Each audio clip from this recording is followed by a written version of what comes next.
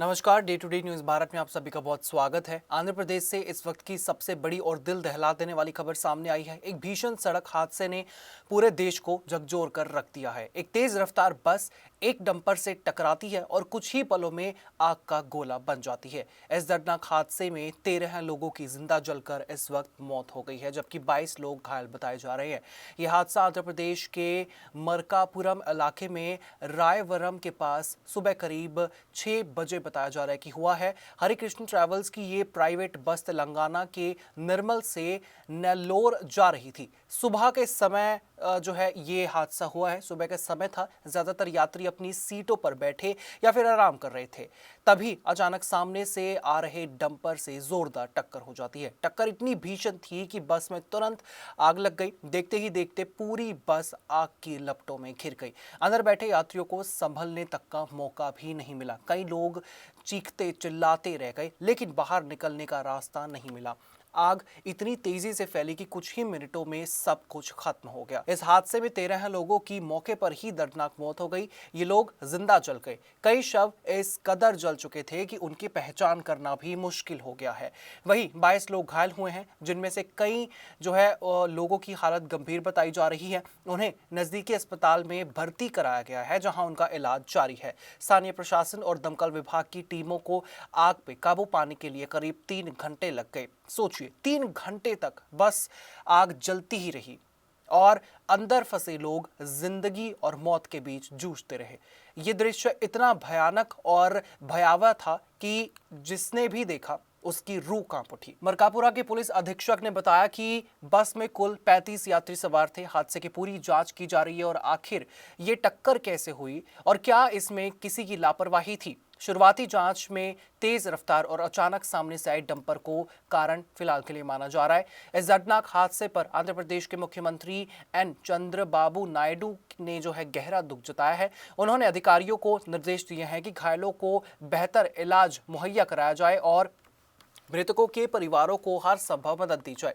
वहीं प्रधानमंत्री नरेंद्र मोदी ने भी इस हादसे पर शोक व्यक्त किया है। उन्होंने मृतकों के परिवारों को जो है 2-2 लाख रुपए और घायलों को 50-50 हजार रुपए का आर्थिक सहायता देने की जो है घोषणा की है।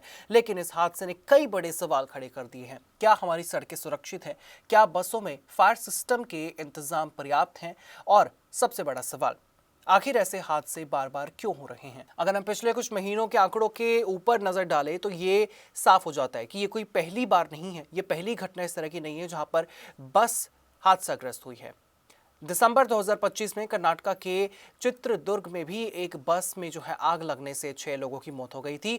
उस समय भी यात्री सो रहे थे और उन्हें बचने का मौका बिल्कुल भी नहीं मिला था। इसी तरह नवंबर 2025 में राजस्थान की जैसलमेर में एक ऐसे ही बस में आग लगने से 20 यात्रियों की जिंदा जलकर मौत हो गई थी। इस हादसे में शॉर्ट सर्किट को कारण बताया गया था। बार बार सामने आ रही इन घटनाओं से एक बात साफ है कि हमारी ट्रांसपोर्ट व्यवस्था में कहीं ना कहीं बड़ी खामियां हैं।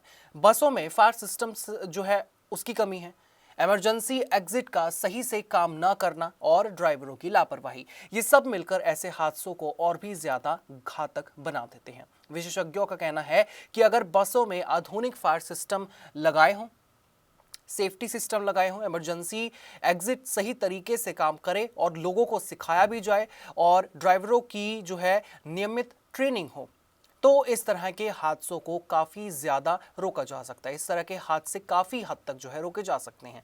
लेकिन ज़मीनी हकीकत कुछ और ही है।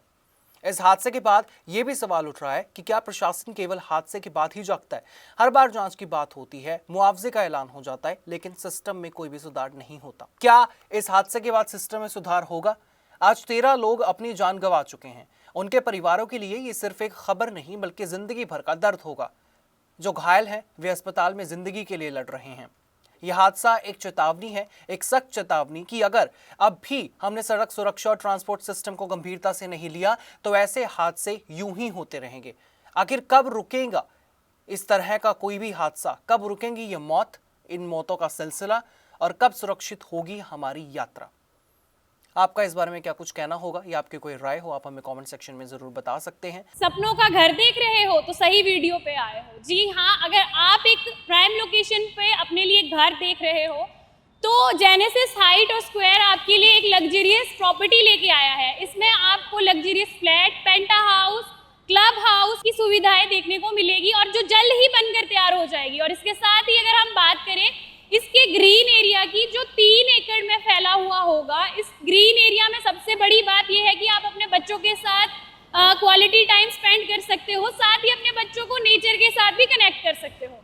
Day to day news Bharat आप सभी के साथ ये वादा करता है निष्पक्षता और सटीकता के साथ आप तक हर एक खबर, इन्फॉर्मेशन और अपडेट इसी तरह से पहुंचाता रहेगा। हमारे चैनल का कोई भी पत्रकार न किसी से कोई तोहफा लेगा, न कोई विज्ञापन, नहीं करेगा किसी को ब्लैकमेल, और हम हमेशा ये कोशिश करेंगे कि हम दबे कुचले लोगों की आवाज़ बने और ऐसे किसी भी व्यक्ति की खबर ना चलाएं जो कि भोले भाले लोगों को ठगता हो, उन्हें परेशान करता हो। इसी के साथ हमारे चैनल का मकसद होगा लोकतंत्र के चौथे स्तंभ को लोगों की नज़रों में फिर से मजबूत करना। मुझे दीजिए इजाज़त और हमें हर किसी सोशल मीडिया प्लेटफॉर्म पर लाइक, शेयर और सब्सक्राइब करना बिल्कुल भी मत भूलिएगा।